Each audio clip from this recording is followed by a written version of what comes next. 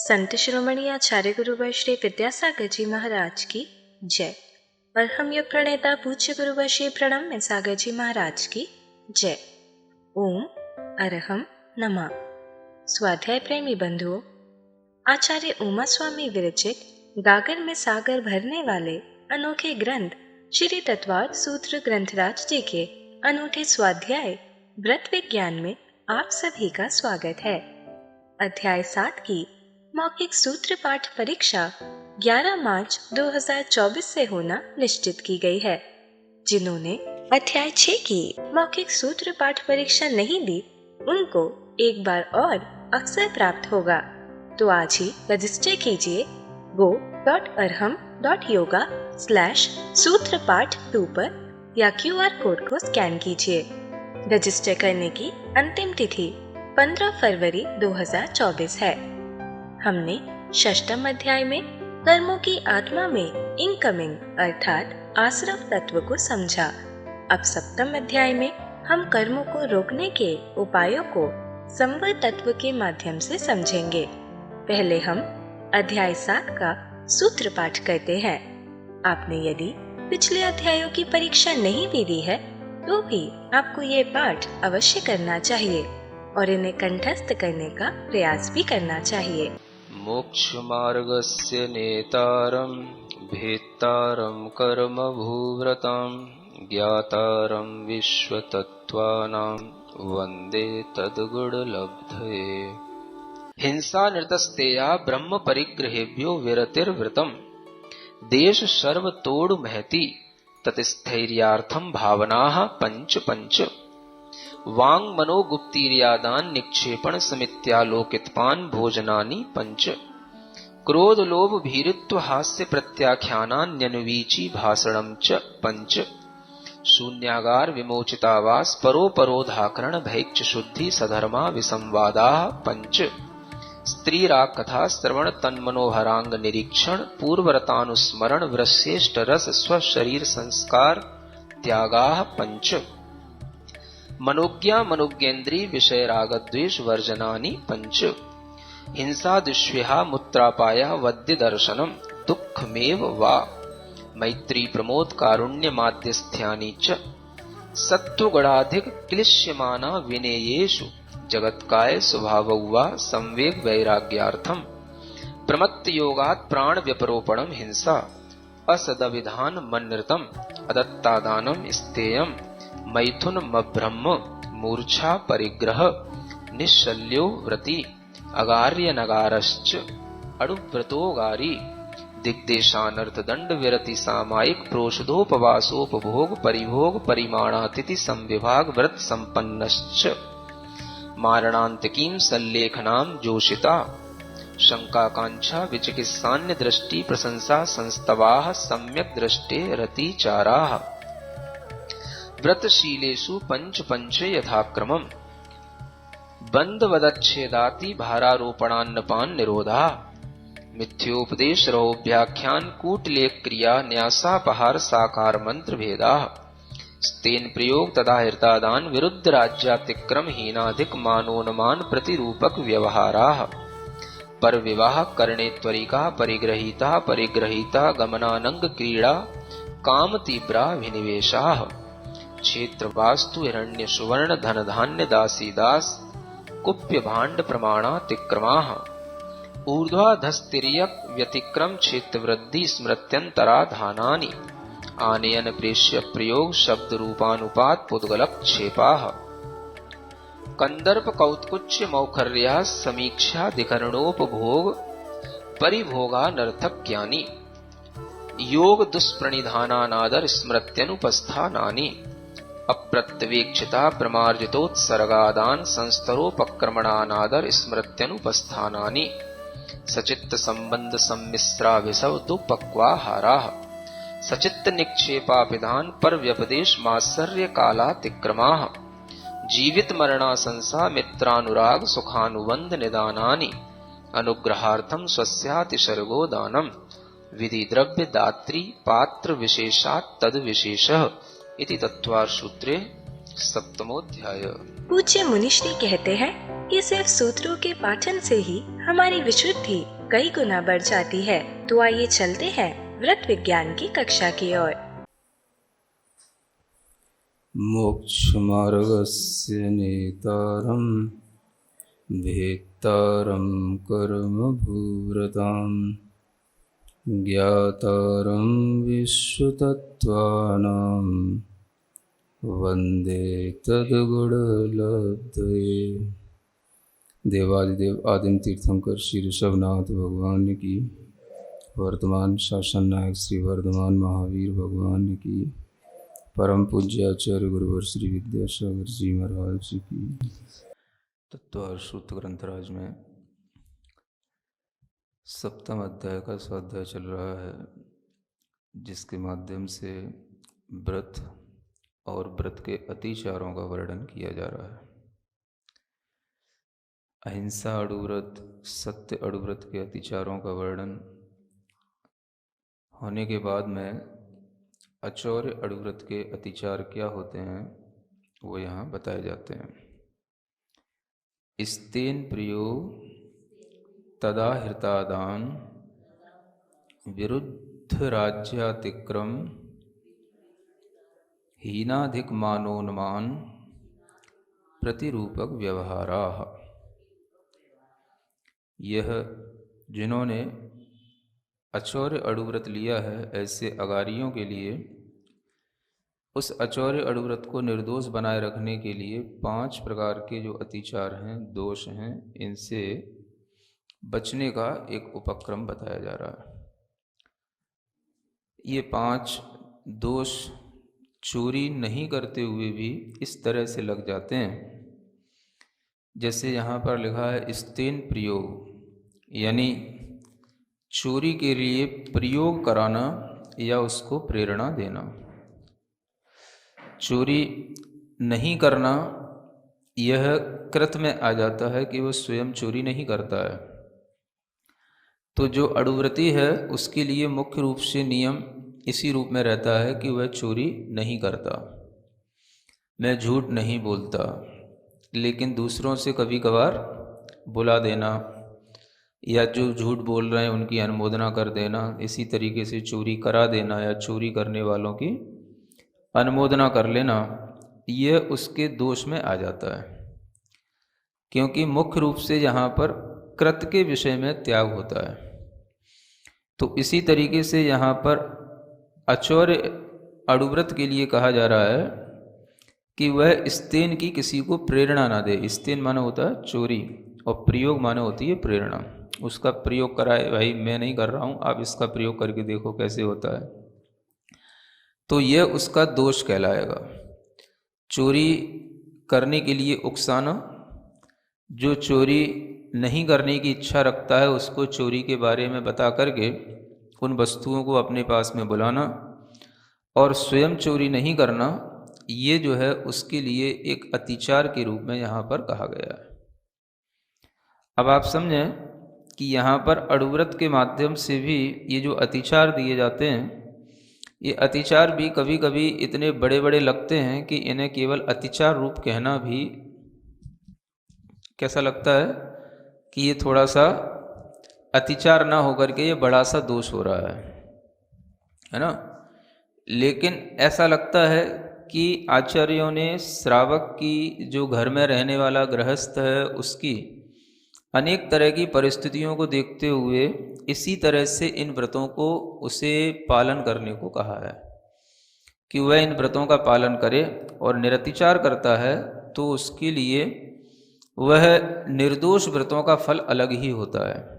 रत्नखंड श्रावकाचार में कहा गया है कि इन 5 पंच अणुव्रत निधेय निरतिक्रमणा फलंती सुरलोकम।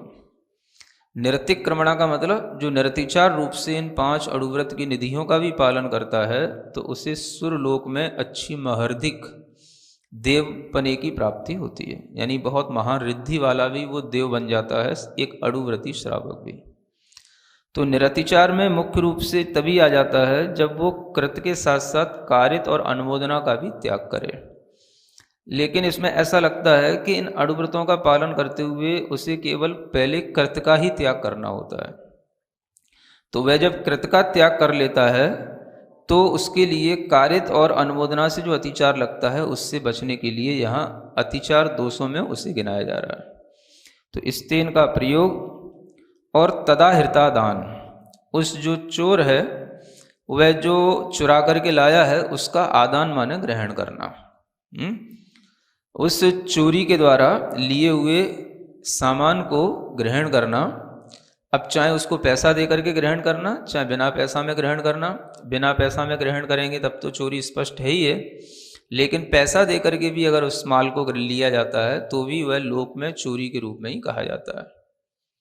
आपने देखा होगा कि जो लोग चोर होते हैं और वो जिन दुकानों पर जाकर के माल बेचते हैं, अगर वो कभी चोर पकड़े जाते हैं तो उन दुकानदारों को भी पकड़ा जाता है जो चोरी का माल लेते हैं, नहीं पकड़े जाते है ना।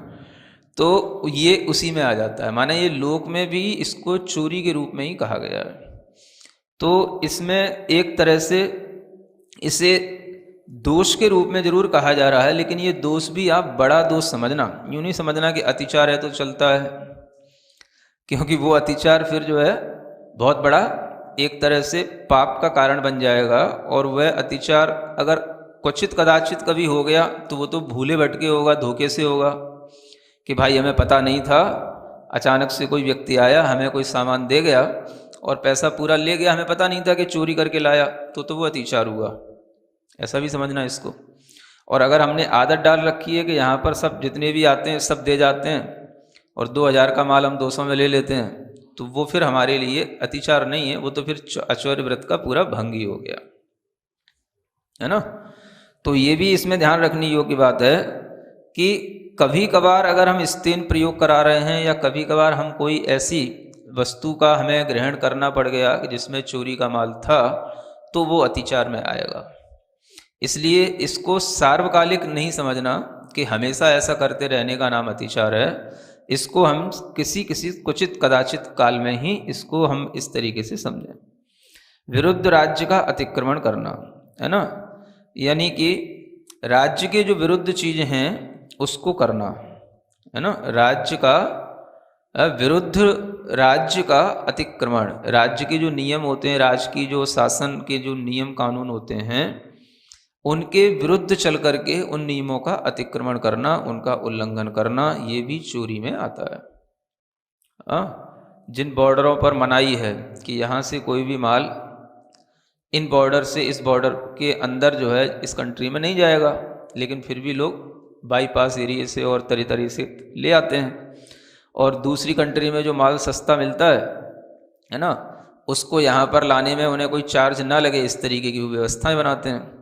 या जो लोग लाने ले जाने वाले होते हैं उनसे इस तरीके से कांटेक्ट रखते हैं कि उन्हें भी कुछ दे देते हैं और माल अपना भी ले लेते हैं, तो उसमें बहुत बड़ा मुनाफा मिल जाता है। राज की नियमों के अनुसार चलेंगे तो बहुत बड़े बड़े उसमें टैक्स लगेंगे, तो वो नहीं लगे। इसलिए जो है इस तरह की क्या बोलते हो, खुरापात है ना, इस तरीके की एक्टिविटी करना, ये सब जो है इसी में आ जाता है। तो ये भी बहुत चलता है। तो अचौर्य अड़ुव्रत वाला अपना जो भी व्यापार रखता है वह इतना अच्छा रखता है, साफ सुथरा रखता है कि उसे राज की नियमों का उल्लंघन न करना पड़े। जो भी टैक्स की चोरियां हैं वो उसे ना करना पड़े, जो भी बिल हैं वो सब उसके लिए जैसा गवर्नमेंट के ऑर्डर हैं, जिस तरीके की जीएसटी जिस पर लगती है उतना उसके लिए पूरा दे दिया जाए और वह निश्चिंत होकर के अपना व्यापार करे। तो इस तरीके से करने से ही उसको निश्चिंतता आएगी। और अगर यह कभी कभार हो जाता है तो ये एक अतिचार है, अगर रोजाना होता है तो फिर ये अनाचार में चला जाता है ना। आदत ही बना रखी है कि हमें बिजली का बिल देना ही नहीं, पानी का बिल देना ही नहीं, तो वो जो है फिर भंग हो जाता है, फिर वो चोरी में ही कहलाता है।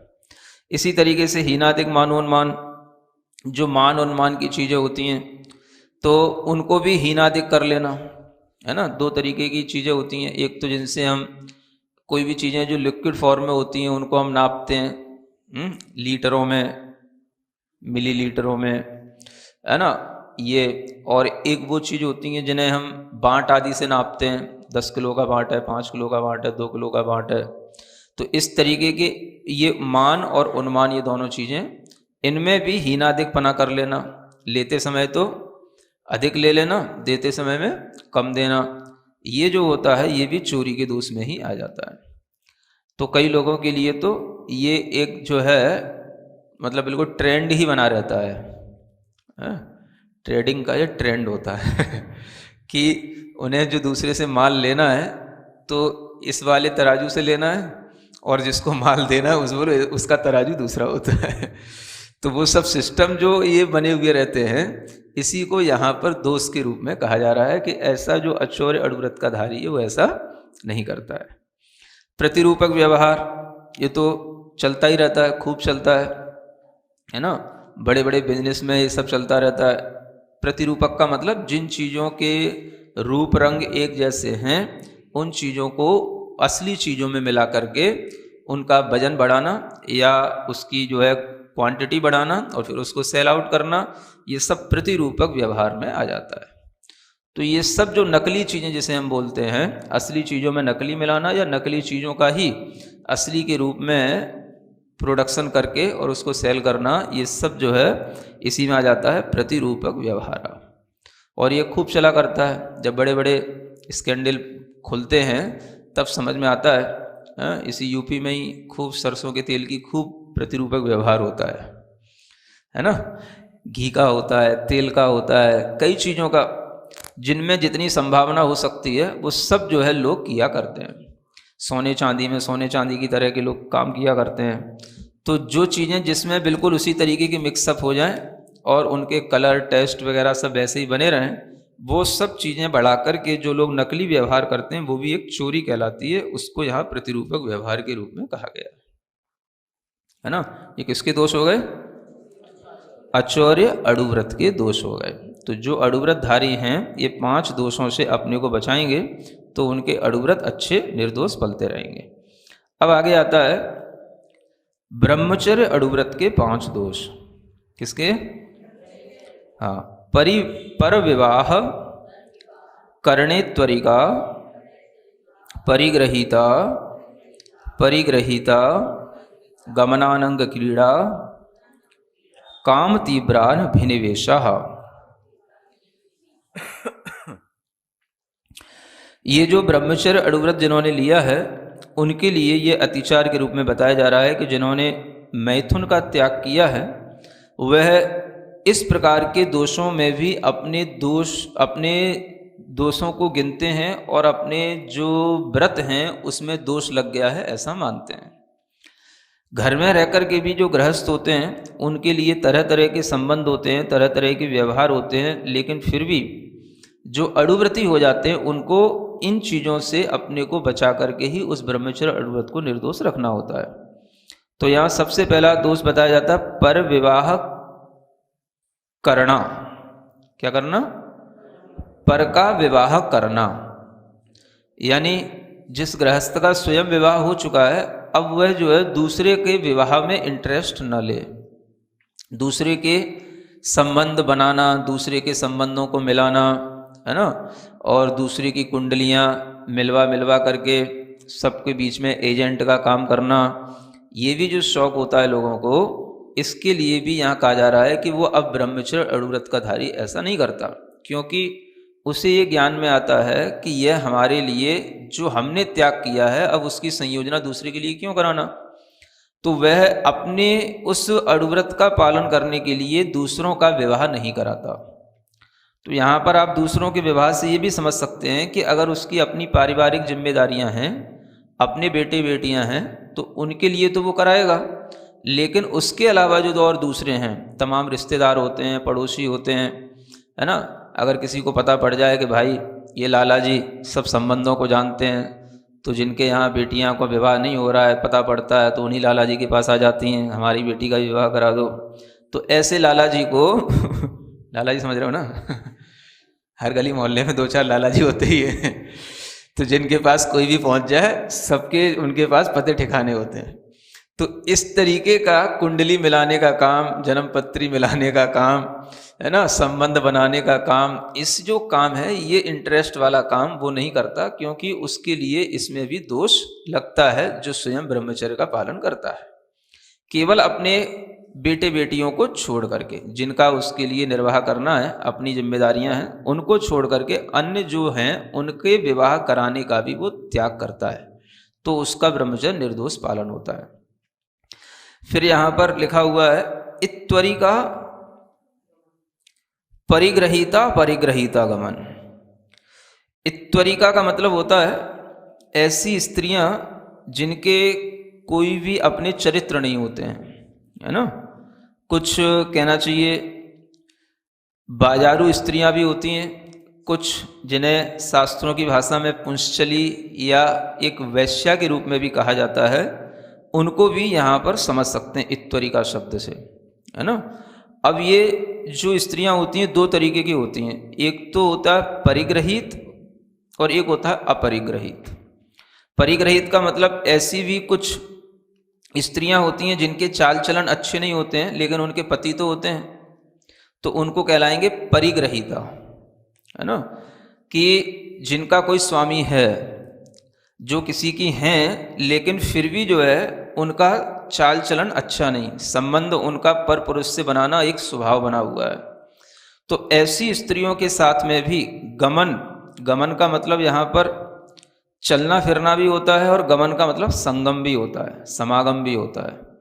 तो ये सब जो करना ये भी जो है उसके लिए दोषपूर्ण होता है। और अपरिग्रहिता वो कहलाती है जिसका कि कोई स्वामी ना हो, है ना, मतलब जिसका कोई भी मालिक ना हो और वह इस तरीके का चाल चलन रखती हो। इस प्रकार की दोनों तरह की स्त्रियों के साथ में कोई संबंध नहीं रखना, उनके साथ में घूमना फिरना या किसी भी तरीके का समागम करना, ये सब इसी दोष में आ जाता है। फिर ये दो दोष हो गए, तीन परिवाह करके साथ में तीन दोष हो जाते हैं। फिर आ जाता है चौथा अनंग क्रीड़ा। अनंग क्रीड़ा में पर स्त्रियों के साथ में या स्व स्त्री के साथ में वह जब अपने काम के अंगों से क्रीड़ा ना करके और दूसरे उसके शरीर के साथ में क्रीड़ा करता है तो वो कहलाती है अनंग क्रीड़ा। तो इस अनंग क्रीड़ा का भी वह एक दोष देख करके उस प्रवृत्ति को भी वो छोड़ देता है। धन्य है हमारा पुण्य जो मुनिश्री इस प्रकार हमें शुभ भावनाओं का अर्थ बताते हुए व्रतों को सावधानी पूर्वक कैसे पालन करें समझा रहे हैं।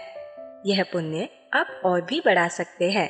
अपने परिवार, मित्र, समाज के लोगों को इस स्वाध्याय से जोड़कर आपको सिर्फ उन्हें हमारी वेबसाइट ttv.arham.yoga शेयर करनी है और वह सभी क्लासेस एक साथ एक जगह पर पा सकते हैं। आज का सवाल जीतने का और मुनिश्री के समक्ष अपनी शंका रखने का भी मौका मिलेगा, तो आज ही अपने बच्चों, मित्रगण और परिवारजनों को इस अनूठे स्वाध्याय से जोड़ें। ओम अरहम नमः। तो चलिए आज की कक्षा का एक क्विक रिवीजन कर लेते हैं। सूत्र 27 में हमने अचौर्य अणुव्रत के 5 अतिचारों को जाना जो चोरी नहीं करते हुए भी हमें लग जाते हैं।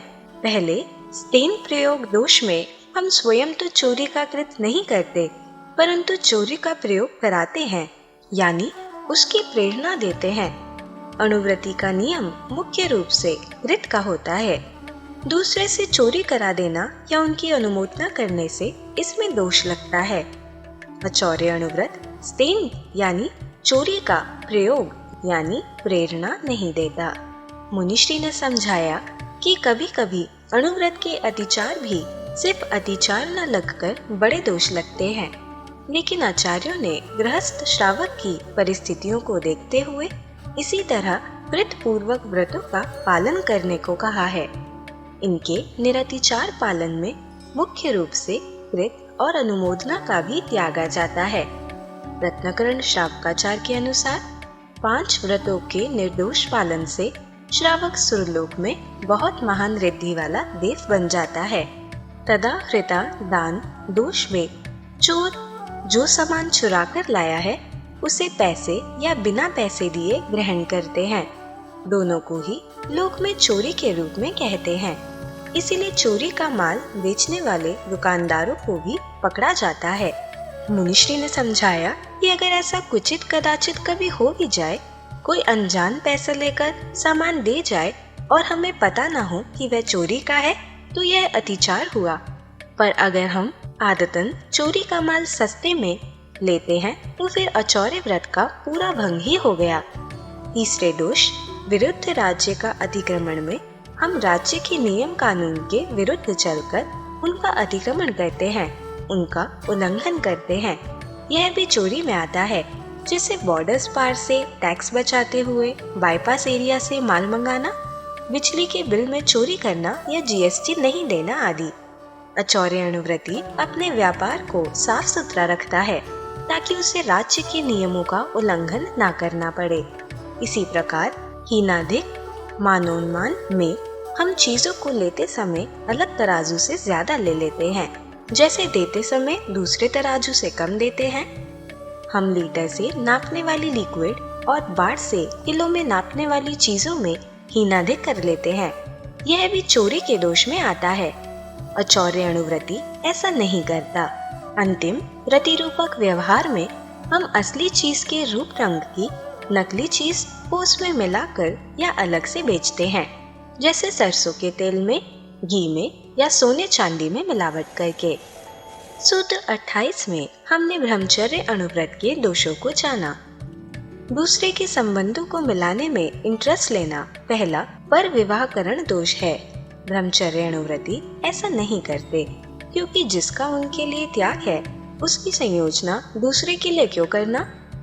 अपनी पारिवारिक जिम्मेदारियां बेटे बेटियों के रिश्ते तो वह कराता है, लेकिन अन्य पड़ोसी रिश्तेदार आदि के नहीं। इत्वरिका का अर्थ है चरित्रहीन बाजारू स्त्रियां, जिन्हें शास्त्रों में वेश्या कहते हैं।